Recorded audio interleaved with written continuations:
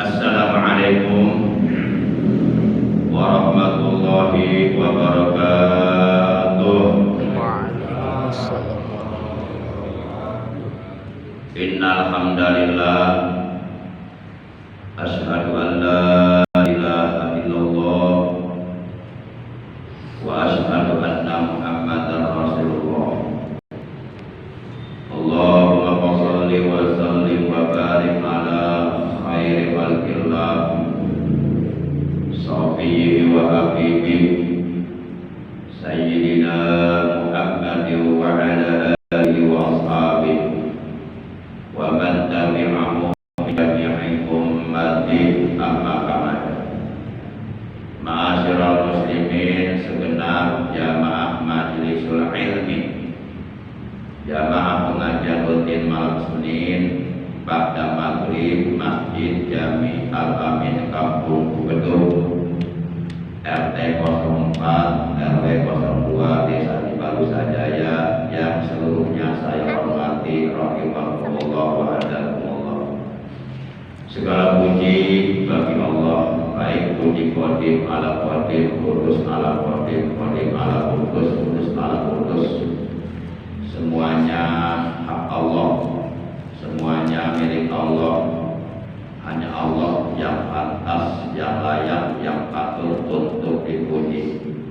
Sholawat dan salam semoga tetap dilimpahkan selalu atas kekasihnya Allah, manusia yang paling dicintai oleh Allah, paling dikasihi oleh Allah, paling dimuliakan oleh Allah, paling ditinggikan pangkat derajatnya, paling bagus akhlaknya, yang menjadi suri tauladan atau menjadi uswatun hasanah di kafatin nas bagi seluruh umat manusia di dunia di alam dunia, yakni baginda kita tercinta Nabi Agung Nabi besar Muhammad Sallallahu Alaihi Wasallam beserta seluruh keluarga beliau, para sahabat beliau, dan seluruh pengikut beliau yang tetap setia, tetap cinta kepada beliau, tetap istiqomah secara kontinu, secara berkesinambungan terus-menerus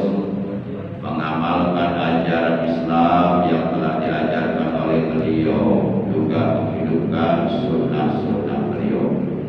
Semoga kelak di hari kiamat kita semua yang hadir, yang berada di dalam masjid, juga keluarga kita dan saudara kita mendapatkan syafaat jemaah dari beliau, dan oleh Allah kita semuanya diselamatkan dari berbagai macam ajab yang ada di hari kiamat nanti. Amin ya Allah ya rabbal alamin.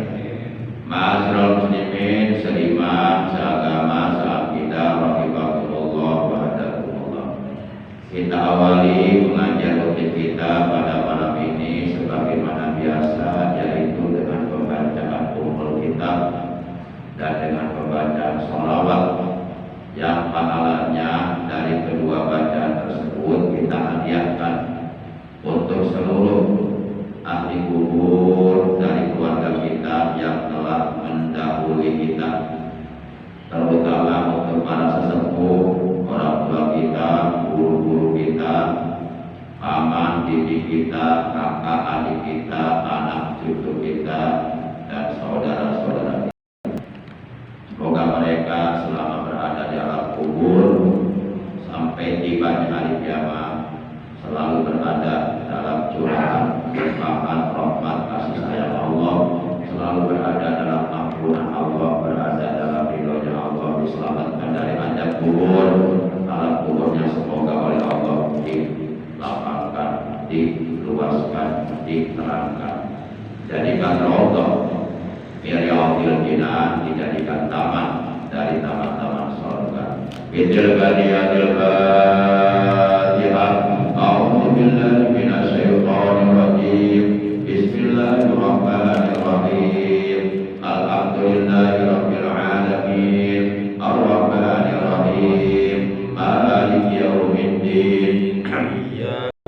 Iyyaka na'budu wa iyyaka nasta'in. Ihdinas siratal mustaqim. Shiratal ladzina an'amta 'alaihim ghairil maghdubi 'alaihim waladdallin.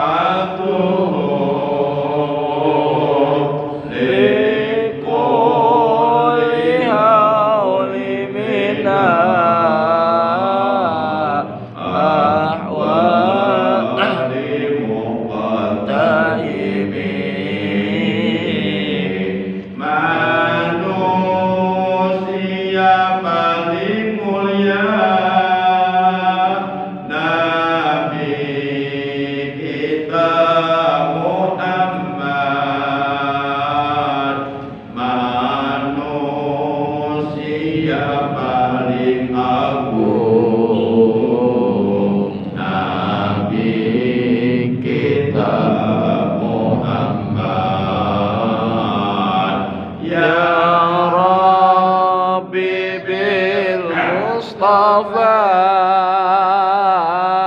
balik maqasidana waqfir lana ma madha ya wasi'al karami manusia paling tampan Nabi kita Muhammad manusia paling tampan Nabi kita Muhammad ya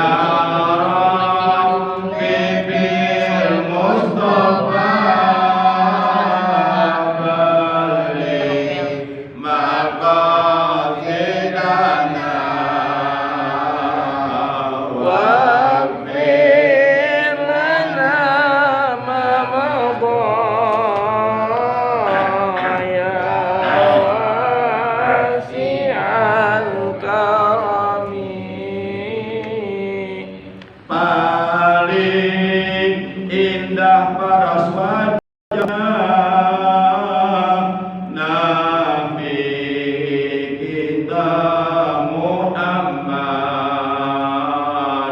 paling nikmat memandang Nabi kita Muhammad ya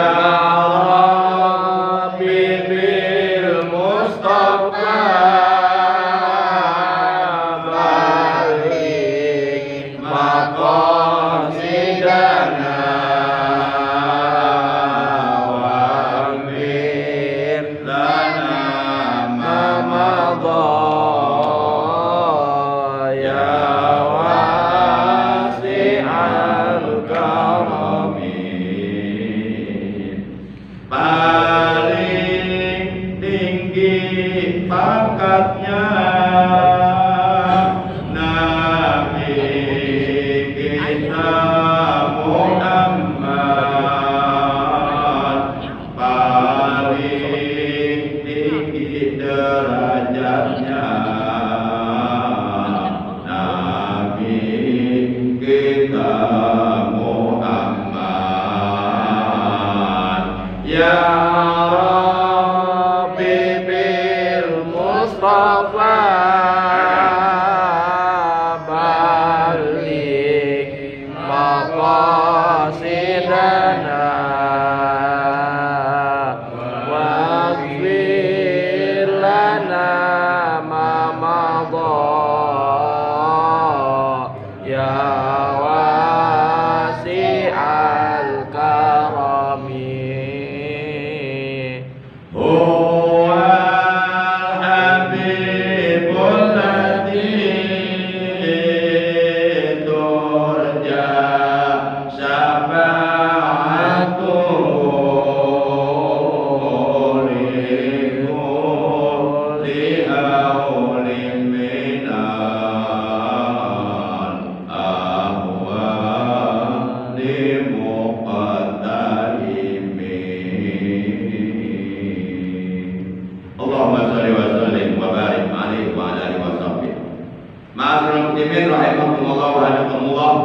Alhamdulillah, bersyukur kita kepada Allah masih diberi nikmat panjang umur, masih dapat menghirup udara di alam dunia yang fana, masih diberikan kesempatan oleh Allah hidup di alam dunia yang bersifat sementara untuk beribadah kepada Allah. Juga masih diberi nikmat sehat para anbiya zahir maupun batin, sehingga alhamdulillah pada malam ini kita bisa hadir. Dan pada malam ini kita sudah memasuki malam tanggal 20 di bulan Rajab tahun 1443 Hijriah, yang berarti kurang lebih sekitar 10 hari lagi kita akan masuk di bulan Sya'ban, bulannya Rasulullah SAW. Dan bulan suci Ramadan sebagai bulan umatnya Rasulullah akan tiba kurang lebih sekitar 1 bulan 10 hari lagi. Dan malam nisfu Sa'ban akan datang sekitar 25 hari lagi, yaitu malam pertengahan di bulan Sa'ban yang disebut malam nisfu Sa'ban atau malam tanggal 15 di bulan Sa'ban, kurang lebih sekitar 25 hari lagi. Maka pada kesempatan pengajian rutin kita malam ini, saya ingin membahas, ingin menerangkan, ingin menjelaskan, ingin menyampaikan materi tentang 9 golongan umat manusia yang pada malam nisfu Sa'ban oleh Allah tidak akan diampuni dosa-dosanya, kecuali apabila mereka bertaubat kepada Allah dengan taubat nasuha, dengan memenuhi 5 macam syarat taubat nasuha, dan mereka meninggalkan perbuatan dosanya, artinya tidak mengulangi lagi untuk berbuat dosa, baru mereka akan diterima taubatnya dan akan diampuni dosanya. Akan tetapi apabila mereka tidak bertaubat kepada Allah dengan taubat nasuha, atau taubatnya tidak memenuhi syarat-syarat taubat dan masih tetap berbuat dosa, berbuat pelanggaran terhadap hukum-hukum agama, maka orang tersebut jangan harap mendapatkan ampunan dosa dari Allah, jangan harap taubatnya diterima. Taubat yang diperintahkan oleh Allah kepada segenap orang-orang beriman bukan taubat sambel. Kan kita pernah mendengar yang ada istilah taubat sambel. Taubat sambel itu seperti apa sih? Ya mungkin seperti kita makan sambel. Ketika kita makan sambel, kita keladaan, kepedesan, sampai-sampai kita bilang tobat, keladaan. Ini sambal apa ya? Sambal setan ya. Memang sambal setan. Kita nanti ada sambal beruang. Nah. Tobat, kapok. Pada waktu kita makan sambal tuh, keladaan, sampai bilang tobat, kapok. Besok makan sambal ditanyain lagi. Ditanya dari mana sambalnya, kata itu. Katanya kemarin udah bilang tobat.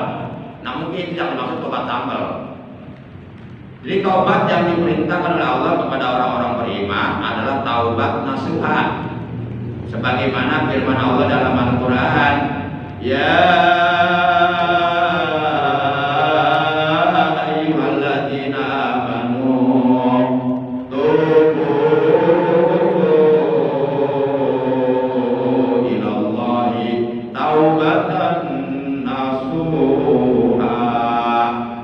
Wahai orang-orang yang beriman, bertaubatlah kalian kepada Allah dengan taubat nasuha, yaitu taubat yang sebenar-benarnya taubat.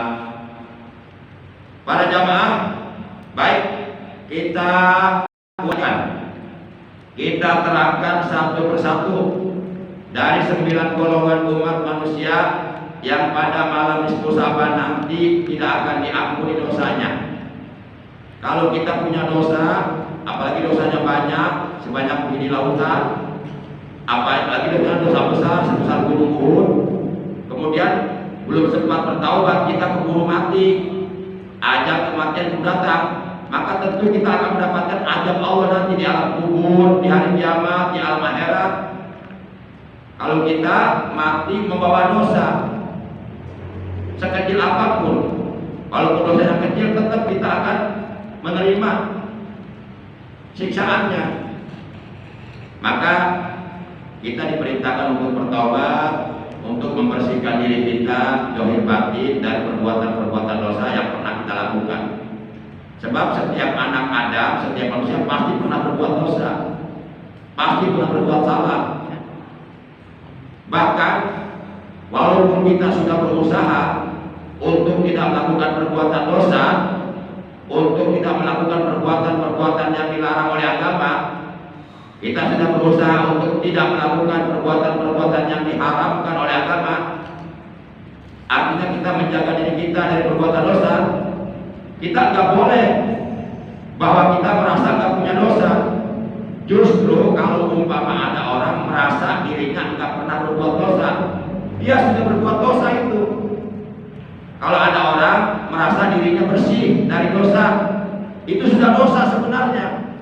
Kalau ada orang merasa dirinya suci dari perbuatan dosa, itu sudah dosa. Dosanya dilakukan oleh hatinya. Karena tidak ada yang maha suci kecuali Allah. Selain Allah pasti pernah berbuat salah, pasti pernah berbuat dosa, kecuali para nabi. Kalau para nabi memang dijaga oleh Allah, dimaksum oleh Allah. Manusia seperti kita mah banyak dosa. Subuh kesiangan itu dosa. Sholat subuh jam 6 pagi itu dosa. Siapa bilang sholat subuh kesiangan enggak dosa? Dosa. Dosa apa? Dosa melalaikan sholat. Cuma kita kadang-kadang nggak merasa dosa. Banyak dosa tapi nggak merasa dosa. Banyak salah tapi nggak merasa salah. Perasaan benar baik kita hidup. Nah, para jamaah yang dimuliakan oleh Allah, kita punya harta pelit nggak mau sodako. Siapa bilang nggak dosa? Orang yang punya harta banyak nggak mau sodako dosa. Dosa apa? Dosa tidak membelanjakan harta di jalan Allah. Para jamaah yang dimuliakan oleh Allah Subhanahu wa taala. Baik. Jadi dulu Rasulullah pernah bertanya kepada malaikat Jibril. Jadi malaikat Jibril ini gurunya Rasulullah. Jadi Rasulullah punya gurunya malaikat, bukan manusia. Dan memang malaikat Jibril itu ditugaskan oleh Allah untuk menyampaikan wahyu kepada Rasulullah. Kemanapun Rasulullah pergi, malaikat Jibril selalu mengawal beliau. Cuma tak kelihatan karena malaikat diciptakan dari cahaya. Nah dulu Rasulullah pernah bertanya kepada malaikat Jibril tentang malam nisfu Sya'ban. Kata Rasulullah begini, ya Jibril, atau boleh dibaca ya Jabrail, boleh. Kata Rasulullah, ya Jibril, ma hadhil lailah. Wahai malaikat Jibril, ini malam apa? Malam apakah ini? Kemudian malaikat Jibril menjawab, hadhihi lailatun yuftahu biha salasu mi'ati babi minar rahmah wal maghfirah ayatullah ta'ala li jami'i man la yusriku billahi syai'an.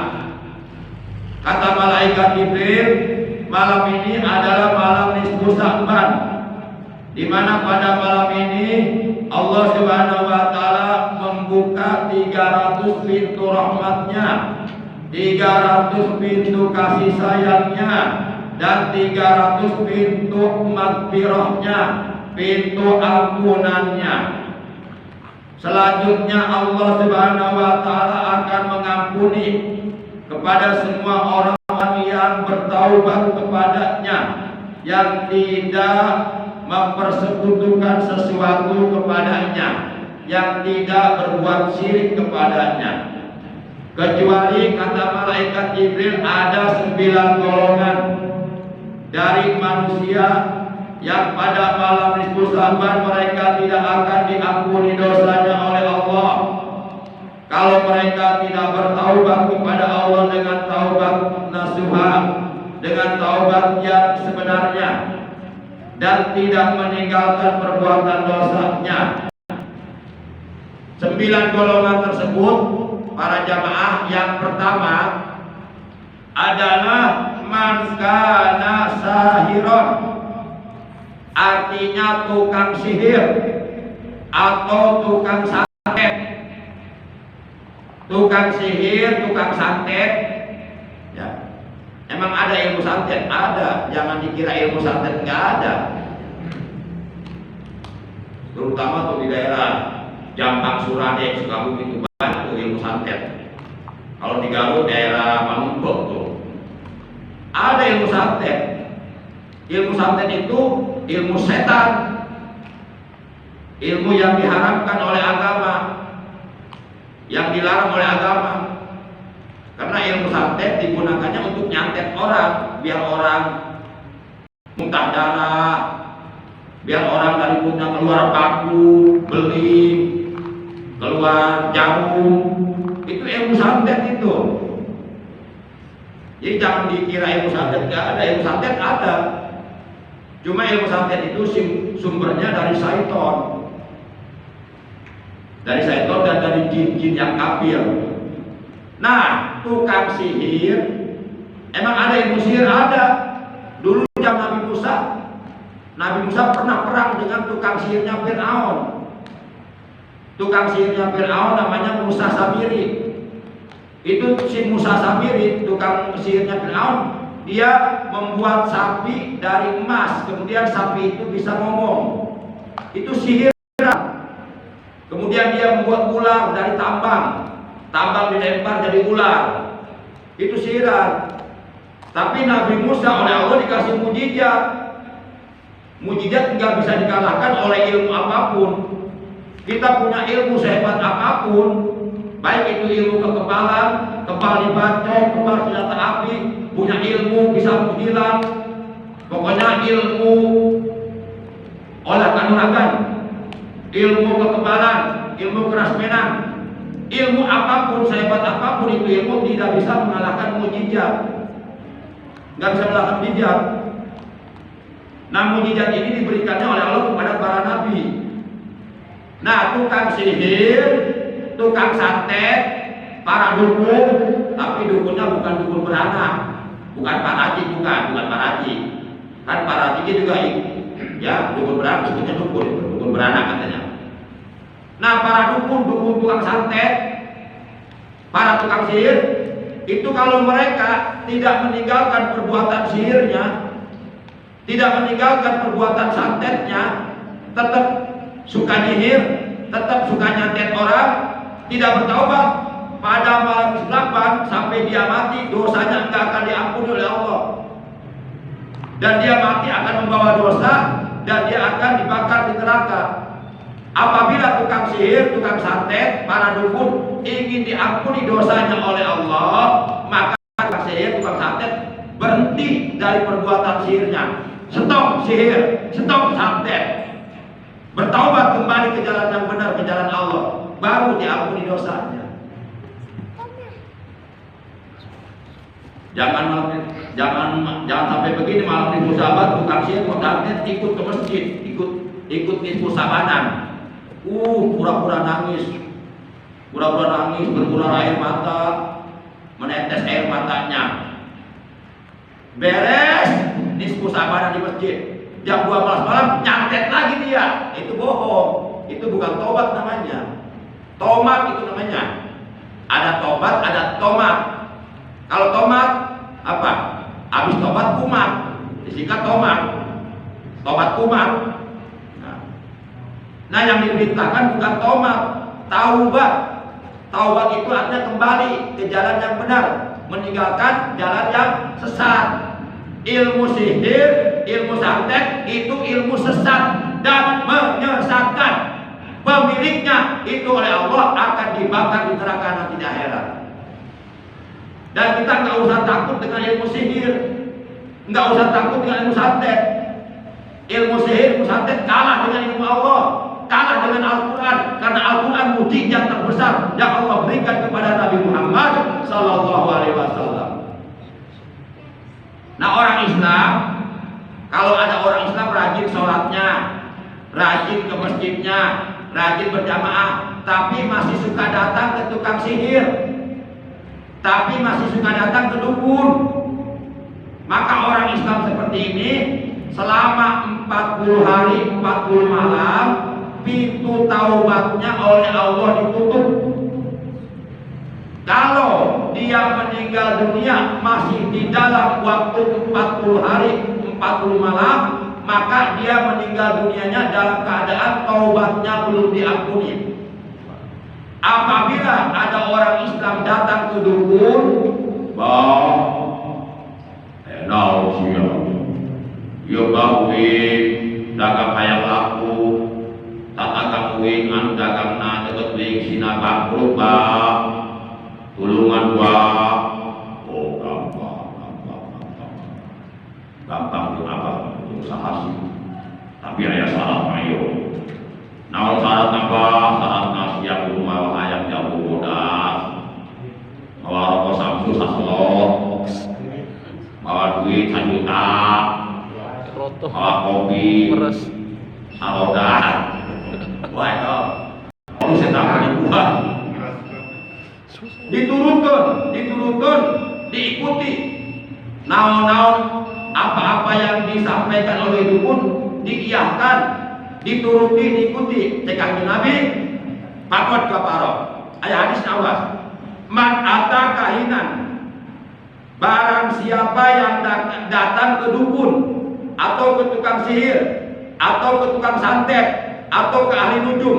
Man ata kahinan, kata Rasulullah, barang siapa yang datang ke dukun,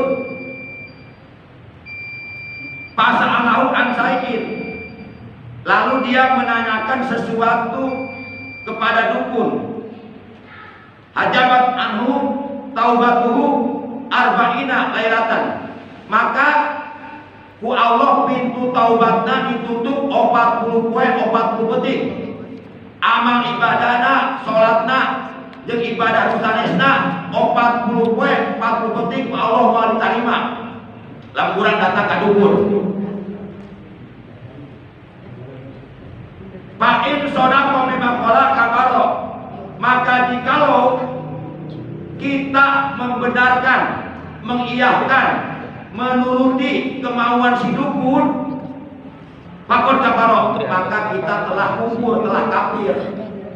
Jadi haram kita datang dukun, datang ke tukang santet, datang ke tukang sihir, haram, dosa besar kepada Allah, syirik menyekutukan Allah.